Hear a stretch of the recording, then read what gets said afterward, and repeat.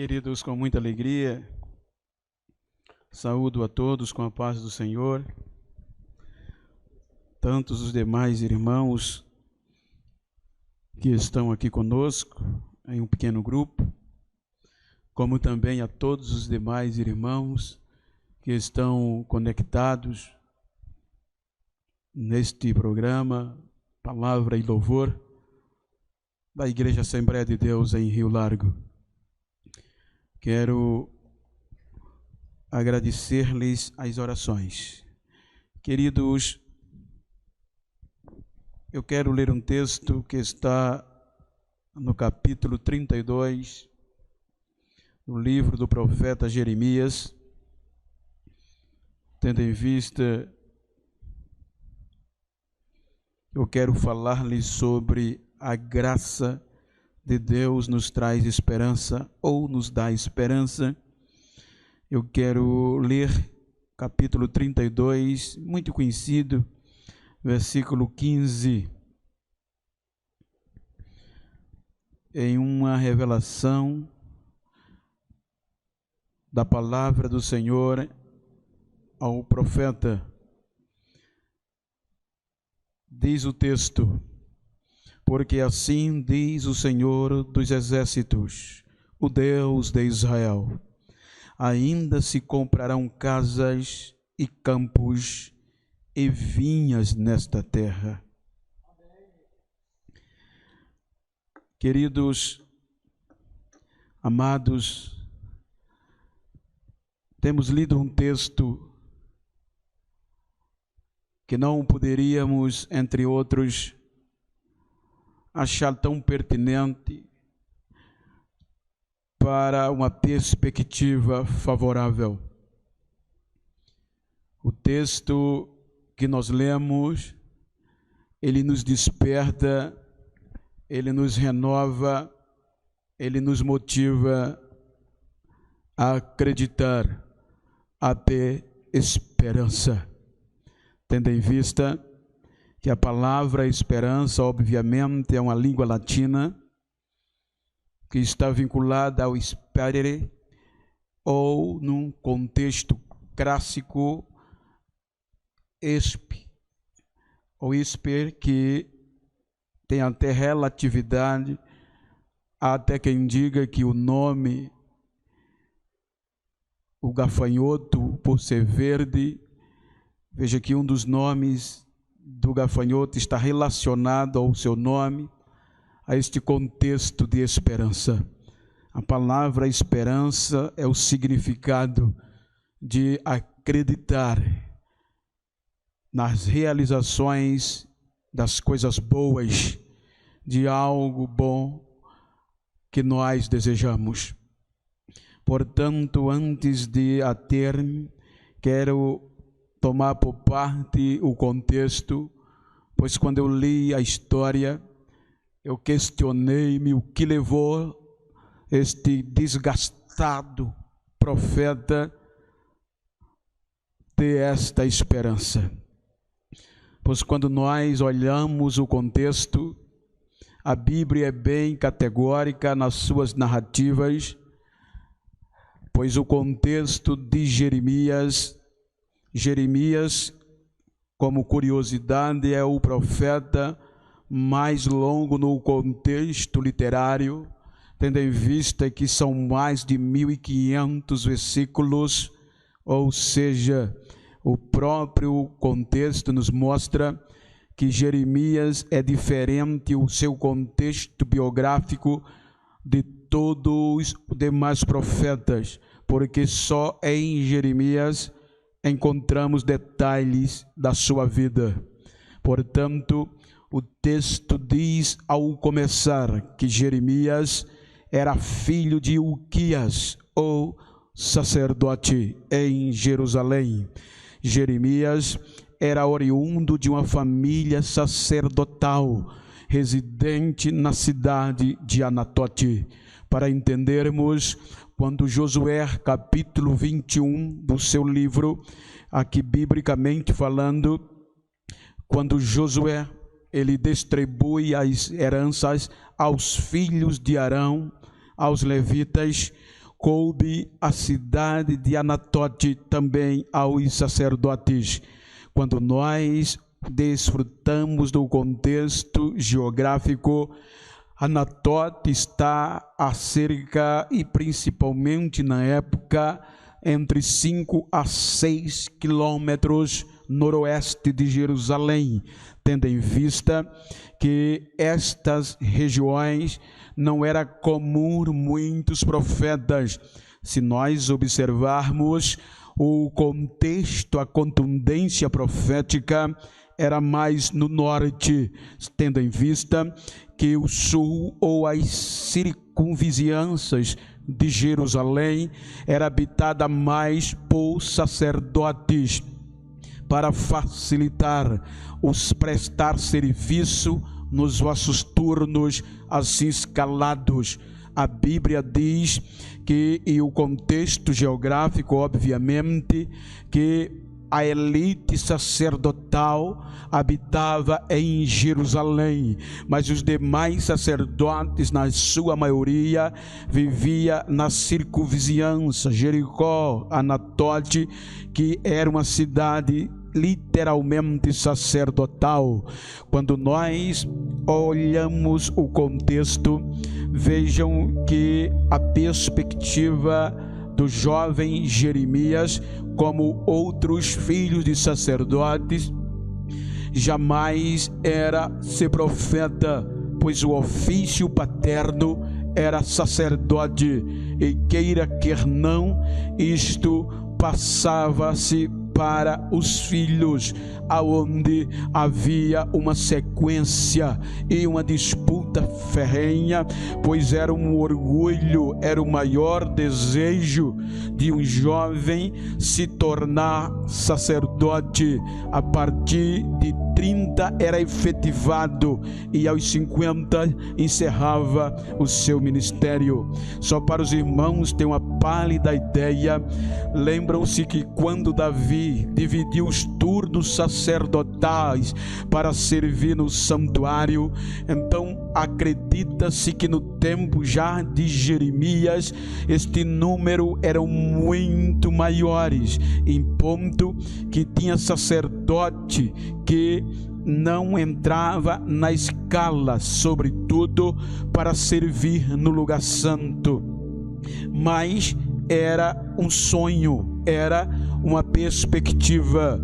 Quando Ilquias, no tempo do rei Josias, salvo engano, 17º rei da dinastia davídica no Reino do Sul ou Judá, o rei Josias começou a reinar muito novo em Judá, Jerusalém, seguindo o contexto da dinastia.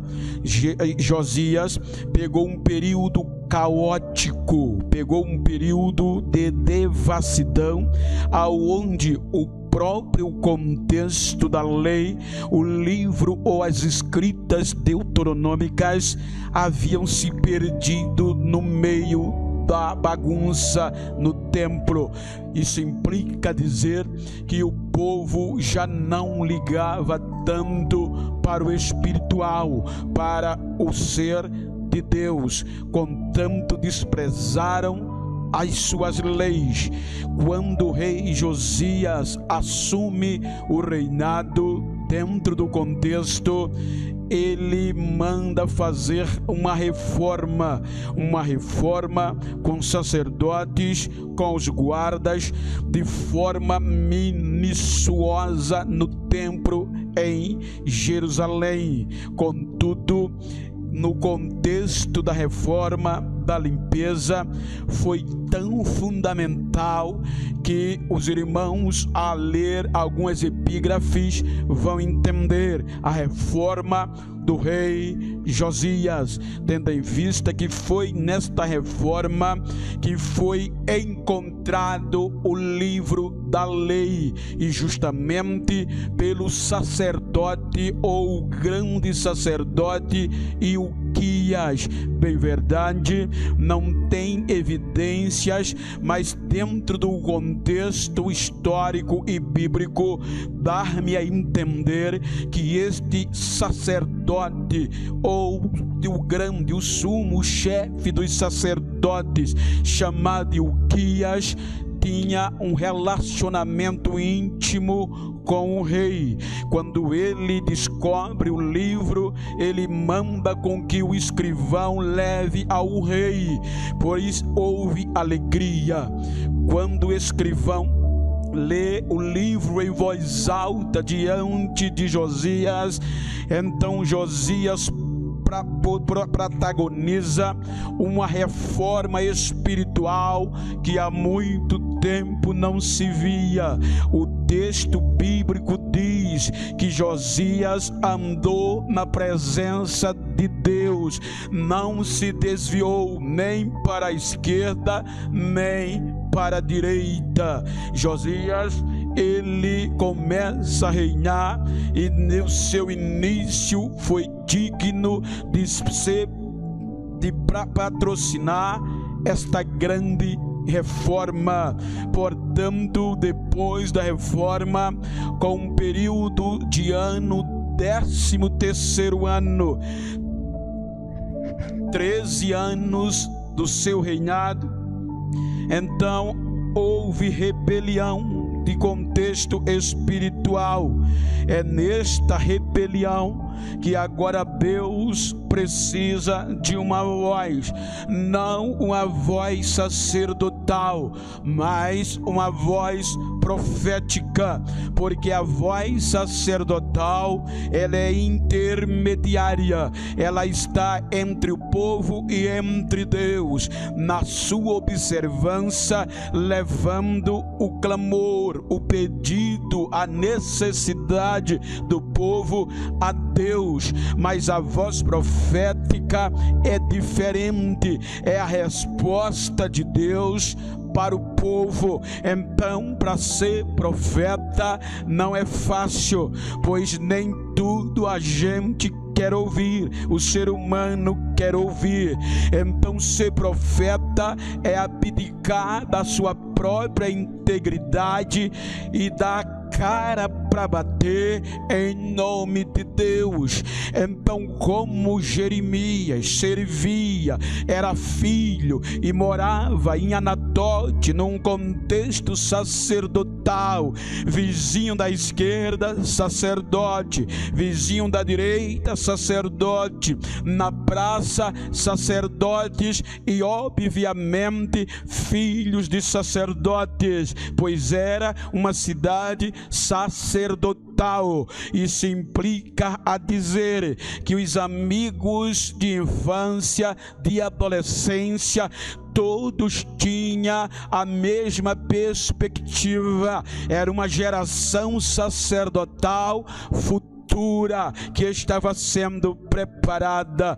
Mas no 13º ano, diz o texto, no capítulo 1 de Josias, veio a Jeremias a palavra do Senhor. Ou seja, o impacto foi profundo, o impacto foi cruel. Há quem diga em algumas escrituras que Jeremias nesta época estava entre 16 a 17 anos. Em um contexto anatômico, Jeremias, em um contexto físico, ele não tinha um corpo robusto, era magro e um pouco alto. Então, quando a palavra de Deus vem a ele, o toma de surpresa, quando Deus diz aos seus ouvidos: antes que te formaste no ventre, eu te conheci, eu te nomeei e te enviarei para as nações. No diálogo nas entrelinhas, nós percebemos que abre-se este diálogo questionável. A ponto que Jeremias venha a entender que o que Deus queria era a sua voz, a sua coragem, a sua determinação. Ele subentende que não era para servir como sacerdote, mas como profeta, era para dar a cara, para bater. Então, como todo ser humano, ele, quando é acuado, ele avança. Então, qualquer espécie viva tem essas prerrogativas. Então, Jeremias se questiona Deus: mas eu nem sei falar direito, eu não estou pronto, eu não estou preparado. Não diga que não sabes falar, disse Deus, porque o que eu pôr na tua boca você vai falar, e aonde eu mandar você vai ter que ir. E te digo, não tenhas medo, eu estarei com você para te livrar diante das ameaças. O contexto era muito caótico, pois Jeremias teria que ir a Jerusalém no decorrer dos dias, ou ir diante de autoridades do santuário, propagar uma palavra contra a rebelião do povo.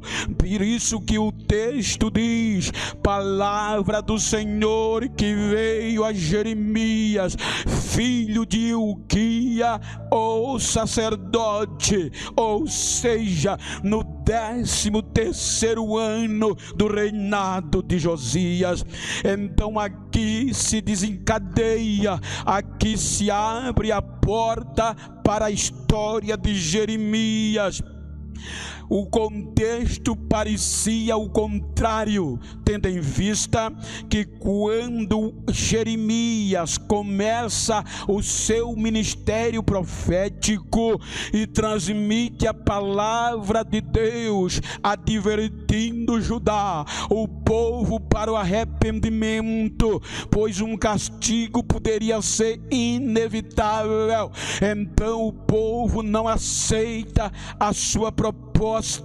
É aqui que vem a desilusão, que começa o contexto de desespero, porque a notícia da profecia de Jeremias aos ouvidos do povo era pejorativa. Em síntese, a ponto que a própria sua cidade, os seus amigos de adolescência, os seus vizinhos os desprezaram, a ponto que a Bíblia faz questão de narrar que na sua própria cidade, Anatote, ele era odiado.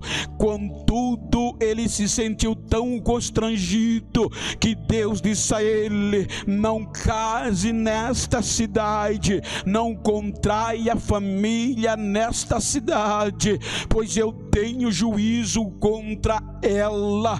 Então, a partir daqui, você vai perceber um profeta sofrido, um profeta que as próprias circunstâncias o deixa constrangido e temeroso, e se torna o profeta mais chorão da história bíblica. Este choro nas entrelinhas vinha por duas razões. Primeiro, o patriotismo, o amor da formação pelo povo, era a formação sacerdotal da qual ele estava sendo formado. Em segunda razão, pelo sofrimento da mudança, pois agora de intermediário era o primeiro a levar a mensagem. Ele não intermediava o povo, mas agora ele levava a mensagem ao povo, e isso lhe causou sofrimento tal de ser esbofeteado, de ser jogado em masmorra, de ser lhe tirado o direito básico, a alimentação e o bebê. Ou seja, ele começou a chorar em ver que o juízo estava vindo cada vez mais próximo, porque o povo se rebelou, o povo não deu atenção à santidade, o povo não levou a sério o Deus de Israel. O povo queria viver do jeito que queria e achava que Deus não estava nem aí. Então Deus mostra a Jeremias que o castigo viria, a coisa ia apertar, ia ficar feia. Então Jeremias começa a pregar a palavra de Deus e lhe traz consequências dolorosas, a ponto dele tentar desistir. Ele fica, eu vou conjecturar, em um contexto cronológico, não da escrita, mas dos acontecimentos. Jeremias, no capítulo 20, ele chega para Deus diante de uma situação calamitosa própria da sua vida, aonde o povo não queria mais ouvir o que ele profetizava, e se ouvia, zombavam, e se ouviam, se desgastavam de rir, zombando do profeta. O povo dizia: a palavra que você profetiza é vergonhosa. Isso implica dizer, os falsos profetas eram mais quistos, tinham mais privilégios e mais créditos do que o profeta Jeremias. Aí Jeremias abre o coração para Deus, porque ele não queria mais pregar e nem falar, ele queria se enclausurar no seu contexto pequeno de mundo, porque a pregar como profeta, pregar a palavra, doía muito interno e externamente.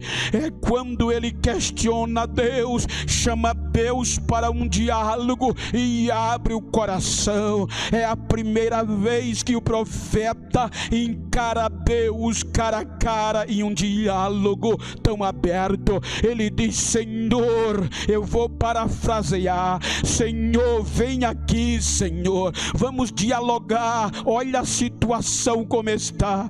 Eu estou pregando a tua palavra e ninguém quer dar ouvidos. Senhor, a tua palavra se tornou vergonha na minha boca, ninguém quer me ouvir, então me desprezando. Eu estou até fazendo uma reflexão, Deus, que o Senhor me enganou.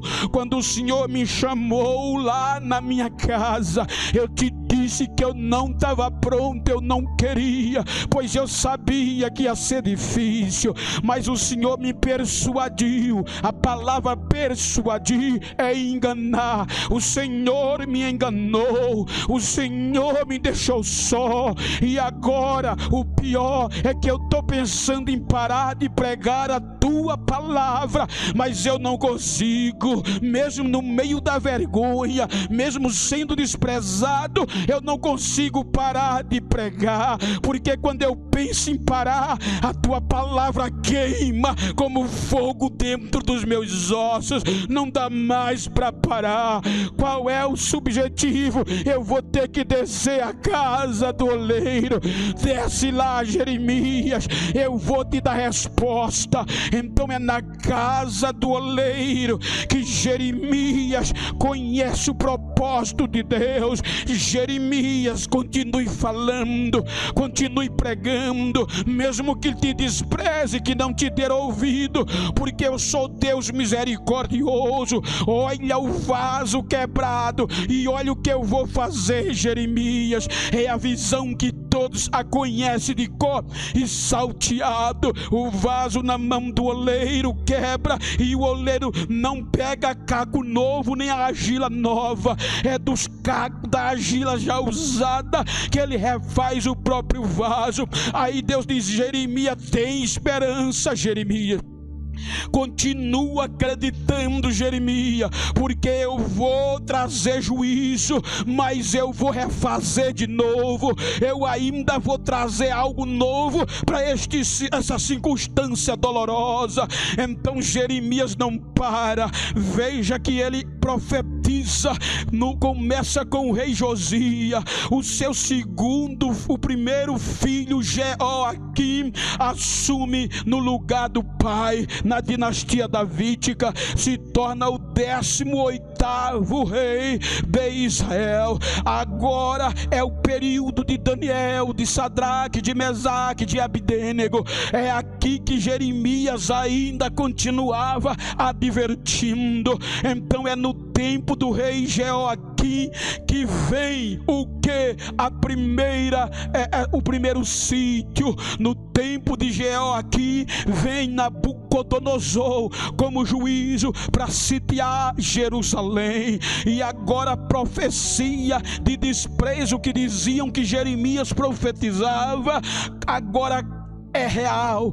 Passu e outros falsos profetas e soldados que o espancavam, agora estava sofrendo na pele. Vem a primeira leva no período deste aqui, Jeoaquim. É quando Daniel e seus amigos são levados cativos. Aí agora fica no reinado Joaquim, não é Jeoaquim, agora é Joaquim, conhecido também como Jeconias. Agora em Jeconias, veja que passou Josias, passou Jeoaquim, chegou Jeconias ou Joaquim, e Jeremias permanecia. Passaram os falsos profetas, generais perderam o cargo, mas o profeta ainda continuava pregando a palavra de Deus, porque Deus se responsabiliza pelos seus. No tempo de Jeconias, ele continuava pregando: voltem-se para Deus, porque o castigo virá.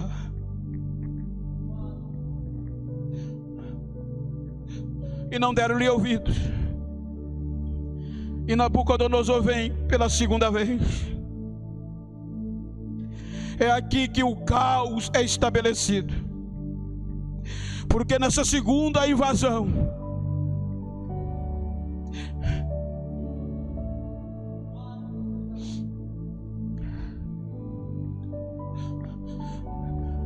Ezequiel é levado.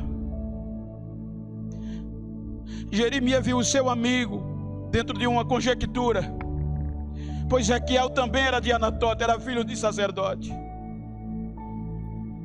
Ele viu os sacerdotes sendo levados. A Bíblia não diz, mas talvez o seu pai fora levado, seus amigos, e tudo o que ele profetizara acontecer, o templo derrubado, os muros pegando fogo, Anatote destruída, com Jerusalém, circunvizinhança. Nabucodonosor queimou tudo, as terras, e levou os utensílios, mas deixou remanescente. A Bíblia diz que Nabucodonosor, na sua bondade, mandou proteger o profeta Jeremias. Os soldados não tinham ordem. Nebuzaradã, eu vou parafrasear, chegava para os seus soldados e dizia: olha, não se toque em Jeremias. Queria levar Jeremias não como preso, mas como convidado. E no meio do caos, Jeremias disse: não, eu vou continuar aqui profetizando. Profetizar em tempos bons é melhor, mas profetizar em igrejas vazias é mais difícil.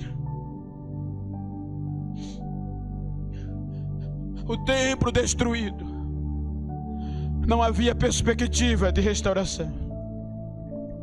O mais otimista sacerdote ou profeta perder as esperanças, porque os Salmos mesmo conta. Acabou a nossa esperança. Eu sei. Nabucodonosor não tira a dinastia davídica e nomeia Zedequias, o último filho de Josias, o 10º ou 20º rei e o último de Judá. E disse Zedequias: eu vou te nomear. Mudou o nome dele, era, salvo engano, Matanias, por aí, mas mudou para Zedequias. E lhe deu o direito de continuar a sua dinastia e ser fiel à Babilônia, subalterno a Nabucodonosor. E no meio dos cacos, no meio das derrotas, no meio da vergonha, Jeremias estava lá. Jeremias recebeu proposta para fugir para o Egito, para ter vida boa no Egito e na Babilônia. Mas ele não se vendeu. Ele disse: eu vou ficar aqui com o resto do meu povo, no meio da miséria.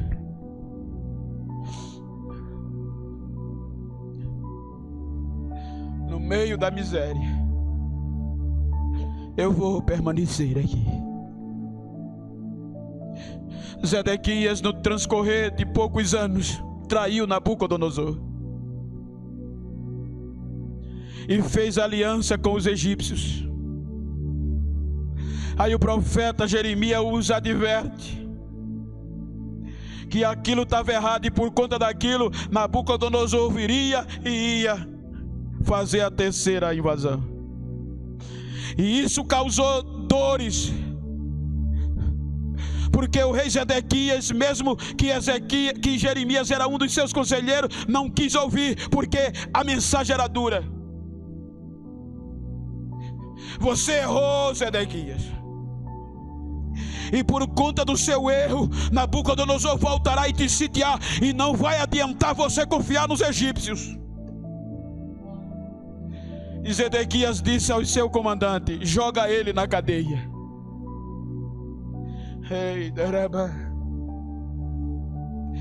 Agora Jeremias é jogado no calabouço, na cadeia, em um lugar que foi transformado em prisão. Desprezado, solitário. Como entender Deus? Em tempos que se prega que só é servo de Deus quem mora em casa boa, condomínio fechado, quem tem carrão, é sinônimo de bênção, e é. Mas se você não vive uma vida boa, você é jogado de lado e é desprezado, não generalizando. Agora ele é desprezado. A palavra de Deus fiel,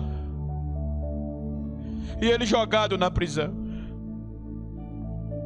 O rei Zedequias mandou chamá-lo da prisão. Depois de muito sofrimento. Então, no meio do caos, dentro da prisão, antes do rei mandar chamá-lo para um diálogo, para ele mudar de ideia na profecia, aí a palavra de Deus vai lá no meio da prisão. Aquele mesmo Deus que entrou em Anatote, quando tudo estava bem, quando Jeremias tinha sonhos, tinha projetos, o mesmo Deus vem quando Jeremias estava no caos, abandonado dentro da prisão. E Deus diz: Jeremias, está vindo lhe procurar o seu primo Hananel. Ele tem umas propriedades em Anatote, um campo de terra que ninguém dá mais valor, não tem mais crédito. Por exemplo, eu vou só citar um exemplo em um contexto construtivo, não pejorativo. Quem compra hoje uma casa no Pinheiro ou em adjacências dali? Quem investe ali? Ontem eu recebi uma pessoa para fazer um serviço na minha casa, e ele disse: pastor, eu ontem estive no Pinheiro, está dando dó, está deserto. Por quê? Porque pessoas que tinham mansões, que tinham prédios, que tinham casas de milhões, tiveram que abandonar, porque o caos estabeleceu-se. Então assim era a cidade de Anatote. Ninguém tinha coragem de investir, porque não havia perspectiva futura. Aí Deus disse: teu primo está vindo te procurar, Jeremias. Era Deus querendo transmitir uma mensagem de esperança para o seu povo, que no meio do caos ainda tinha esperança. O teu primo está vendo aí, ele vai te oferecer o seu campo em Anatote. Está destruído, está queimado, não tem futuro, não tem vinhas. Mas compre, mas invista, pague o que ele pedir. Porque nesta terra, Jeremias, ainda há esperança. É nesta terra, Jeremias. É nesta terra, Jeremias, que ainda vão se vender casas, ainda vão se plantar vinhas. Ainda há esperança, Jeremias. Investe. Investe. E a Bíblia diz que Jeremias, quando recebeu a visita já no pátio, que por pedir o rei, clamou o rei: não me deixa voltar para aquele lugar, para a prisão. E o rei deixou-o como prisioneiro, mas no pátio da guarda.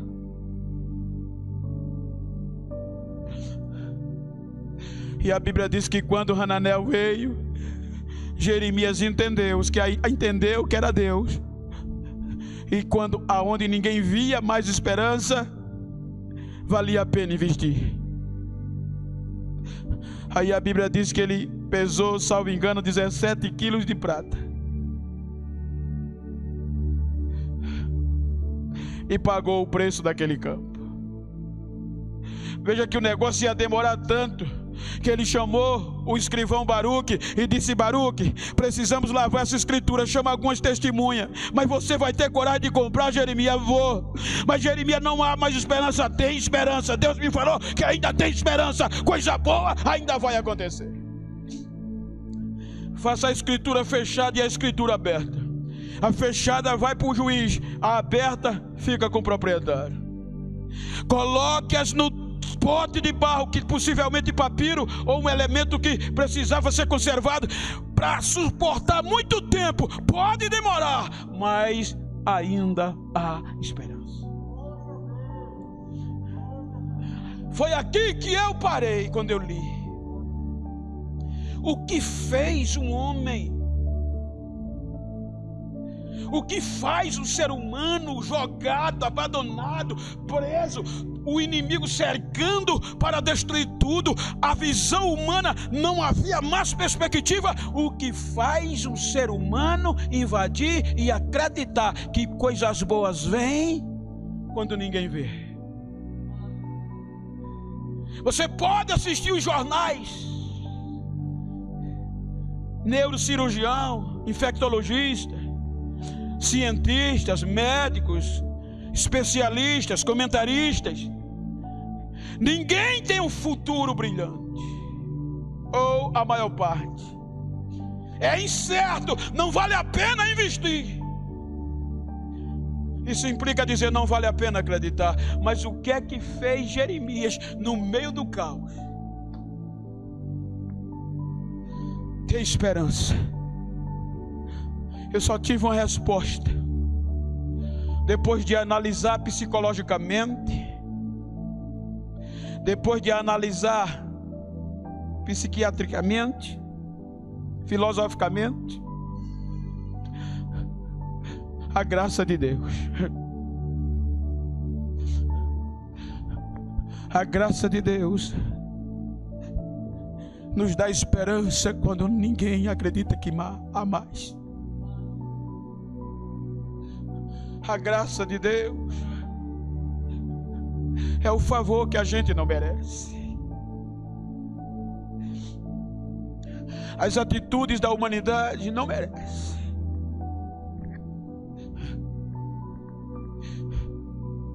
E Jeremias acreditou, investiu.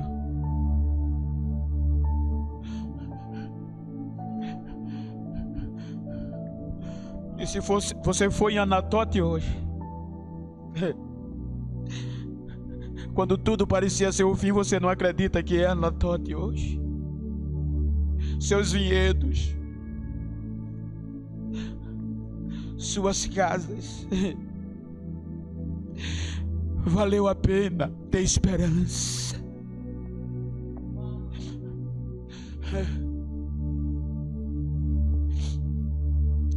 Eu ontem levei minha esposa para uma consulta normal, periódica.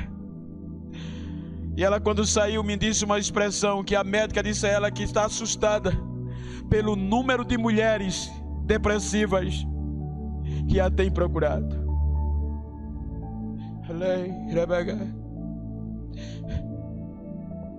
Se você olhar em um contexto conjugal, pesquise o índice de divórcio, de briga conjugal é um dos maiores, porque os casais estão tendo dificuldade de viver juntos alguns dias.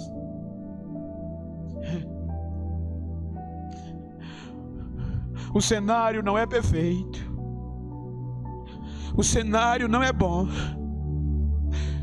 mas se você estiver me ouvindo e estiver perto de uma pessoa, ou se estiver só, bata no peito ou diga para ela, invista. Acredite, não desista. Coisas boas estão vindo aí. Eu estava ouvindo um dos maiores navegadores de todos os tempos, eu li. E ele disse que o melhor tempo de navegar é no meio dos vendavais e da tempestade. Mas por quê? Porque ele disse, nos vendavais e nas tempestades a gente avança mais.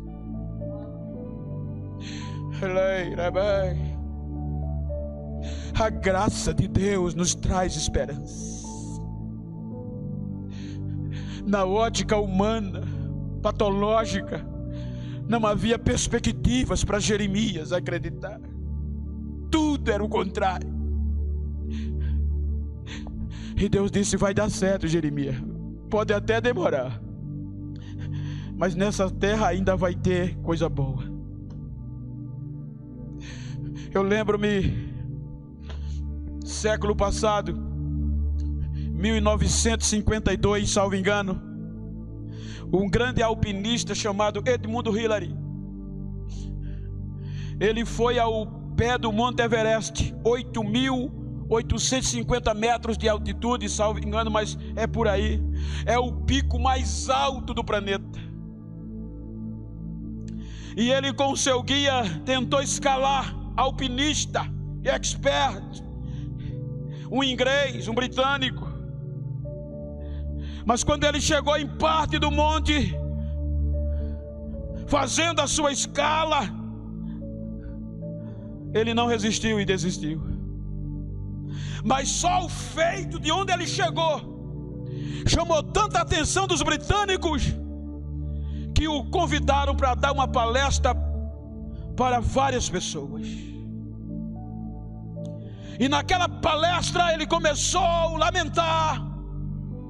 E no meio da palestra ele dizia, Monte Everest, você me venceu. A primeira vez.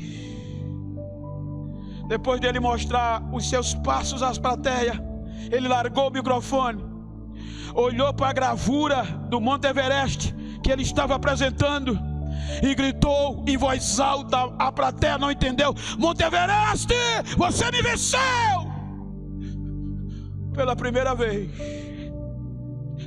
mas o ano que vem eu vou vencer você. Por duas razões. A primeira, você já chegou ao máximo do seu crescimento, mas eu ainda estou crescendo. Em 1953, ele voltou ao pé do Monte Everest com seu guia, conhecido com a ascendência de Elizabeth, a rainha britânica. Final da história, naquele ano, naquele dia, naqueles dias, Edmund Hillary conseguiu vencer o Monte Everest. A epígrafe da história diz: a derrota do Monte Everest. Ele foi o primeiro ser humano a pisar o cume do Everest, porque no meio da derrota ainda surgiu esperança. O feito dele foi tamanho que a rainha Elizabeth, ele deu esse título, essa gratidão a ela, e ele recebeu o título de o maior que o maior cidadão civil pode receber da rainha, o título de Sir. Agora todos tinham que chamar Sir Edmundo Hillary, Senhor Edmundo Hillary. Então o que é que o senhor quer dizer, pastor? Não importa as circunstâncias, não importa as adversidades, a graça de Deus ainda nos traz esperança. E a graça de Deus para nós foi revelada por meio de Cristo. Então aonde você estiver, tenha esperança, não desista.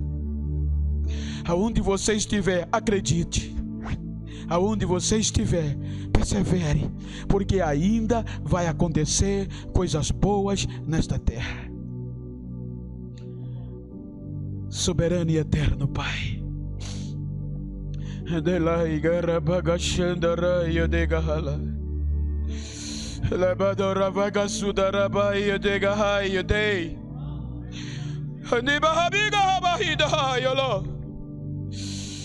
Darai hidaya gosa,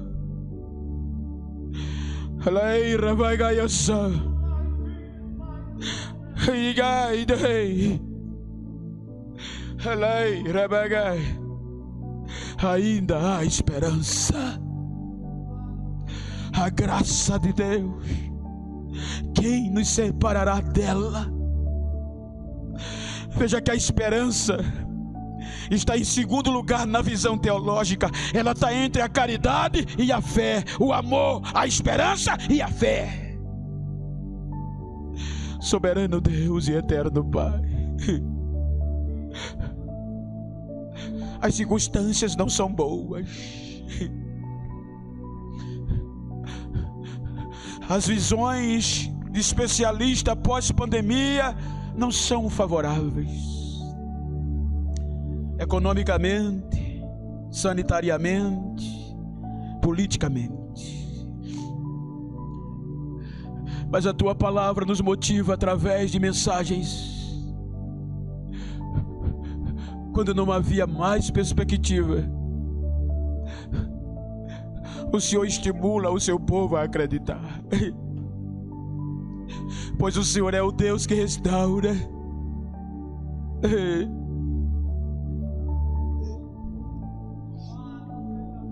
Então entra nos lares.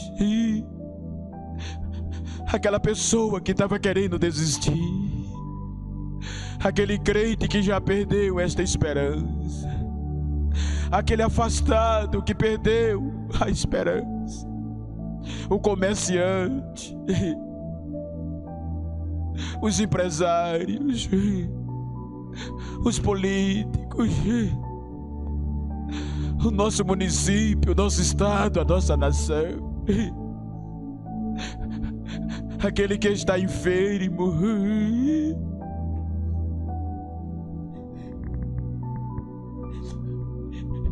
que esta palavra, esperança, reine no coração.